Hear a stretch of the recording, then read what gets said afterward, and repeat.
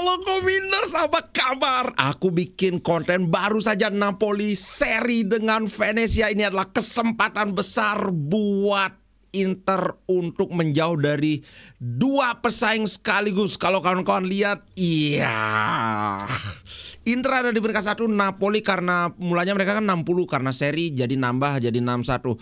Atalanta 58. Kalau Inter bisa mengalahkan Atalanta, maka otomatis Inter akan memiliki poin 64, selisih 4 poin dengan Napoli, dan juga sekaligus selisih 6 poin dengan Atalanta. Ini kesempatan besar buat Inter.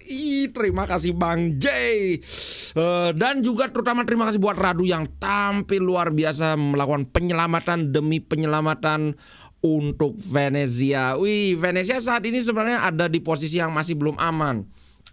Dia ada di peringkat 19 untuk bisa memanjat ke peringkat 15 atau 14. Ini sebenarnya masih sangat masih sangat sulit. Perlu 2 kemenangan dan ini ada salah satunya ini 2 kekalahan beruntun. So, ayo Venezia, terima kasih sudah menjegal Napoli. Oke, sekarang kita bahas pertandingan Inter lawan Atalanta. Alright, Inter baru saja memastikan lolos ke babak 8 besar. Kan 16 besar, sekarang 8. Iya betul. Ke babak 8 besar atau perempat final, sehingga ini semoga diharapkan bisa jadi motivasi tambahan, apalagi habis Atalanta ini kan 2 minggu itu akan jeda internasional, sehingga kita bisa harapkan Inter atau Inzaghi dalam hal ini tidak ada rotasi-rotasian, keluarkan pemain terkuat karena habis ini udah main di timnas, tidak ada pikiran lagi. Biasanya kan Inter pikir lagi 3 hari main lawan ini, lagi 4 hari main lawan itu. Nah sekarang udah habis-habisan. Ini menurutku momen yang sangat krusial, momen yang sangat memiliki kesempatan besar. Karena begini, Inter itu rekornya bagus lawan Atalanta. Ini dengan tidak mengurangi rasa hormat terhadap Atalanta ya. Tapi kan kawan-kawan pasti tahu dalam sepak bola itu ada tim-tim tertentu yang kayak selalu bikin susah. Kalau Inter itu yang bikin susah itu Sassuolo, kemudian Bologna, kemudian apa lagi ya selain Sassuolo dan Bologna?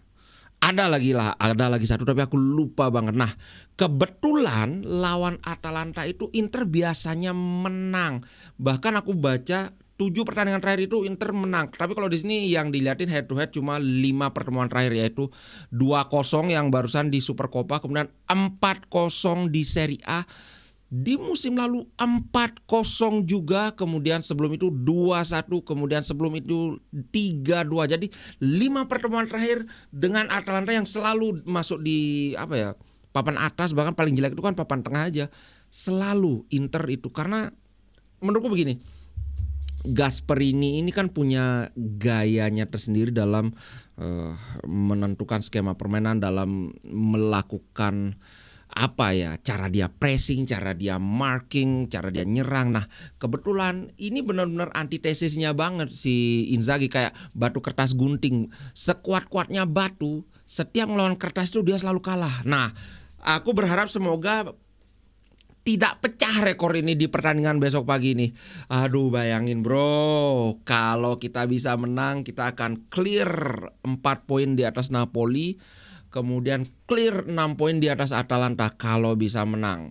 Nah, kalau dari rekor pertandingan terakhir ya, Atalanta 5 pertandingan terakhir dia 2 kali menang, 2 kali seri, 1 kali kalah. Sedangkan Inter 4 kali menang, 1 kali seri. Jadi anginnya itu lagi di Inter banget. Kalau enggak sih yang aneh-aneh yang kena Inter ini, mestinya Inter bisa menang.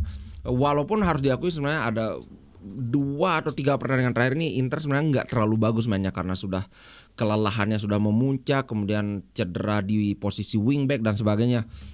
Aku sangat berharap ini, kalau di sini prediksinya 1-2 Inter menang nih di sini. Kalau ini dari bola.net ya. Aku sih berharap Inter bisa menang lebih besar lagi biar lebih meyakinkan. Atalanta aku nggak ngerti. Kayaknya aku bilang soal batu kertas gunting itu ya. ini pernah aku bahas dulu. Apa yang membuat Atlanta itu selalu kalah lawan Inter itu adalah gaya marking mereka.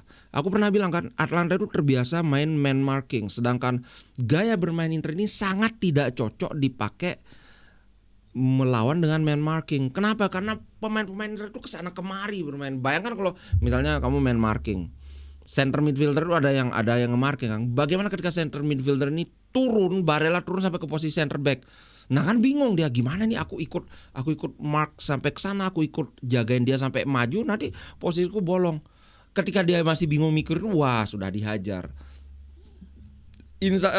Gasper ini bisa aja menentukan, oke, karena musuh kita kayak gini kita nggak bisa pakai man marking, kita switch ke zona marking. Ya bisa aja, tapi pemainnya kan sudah terbiasa main man marking. Ini yang tidak bisa menurutku tidak bisa di switch begitu gampangnya. Kebiasaan bermain itu sangat susah untuk diubah. Nah, kalau kawan-kawan gimana? Kalau aku sih sangat berharap Inter bisa menang. Kalau kita bisa menang, kita akan menyongsong jeda internasional dengan senyum. Apalagi pemain Inter itu kebanyakan akan sembuh ketika jeda internasional berakhir. Di Marco sudah bisa main, Zalewski kabarnya sudah bisa main lawan Atalanta, tetapi di sini masih tertulis meragukan. Jadi belum bisa dipastikan juga. Tapi aku sih nggak terlalu masalah Zalewski main karena kita punya Bastoni, dan juga di Agus Rambut yang Augusto itu dia minjem rambut sama aku sampai sekarang belum dibalikin, makanya rambutku kayak gini. So, sampai jumpa besok pagi jam 3.45 WITA. Kalau kawan-kawan di WIB ya jelas 2.45. Kita live reaction, kita doakan, kita dukung. Semoga nanti kayak Dragon Ball, dukungan kita itu menyatu menjadi bola semangat sampai di Itali Inter menang. Wah, oke. Oke guys, itu dulu konten kali ini. Aku mau tidur supaya bisa bangun. Oke, ciao guys, sampai jumpa besok dini hari. Ciao.